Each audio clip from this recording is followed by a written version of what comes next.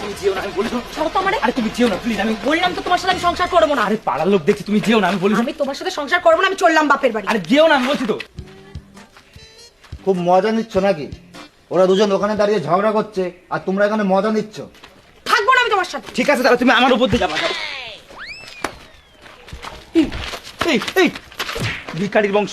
তুই আমার ধাক্কা দিলি কেন? ধাক্কা দিলি কেন? তুই আমার বংশ দিলি কেন? এই! কি হচ্ছে এখানে? এত চিল্লামিল্লি কিসে? হ্যাঁ, কি হয়েছে? কি কি হয়েছে? আরে দাদা আপনি জানেন না, আর সেইরাম দরজাল মেয়ে ছিল।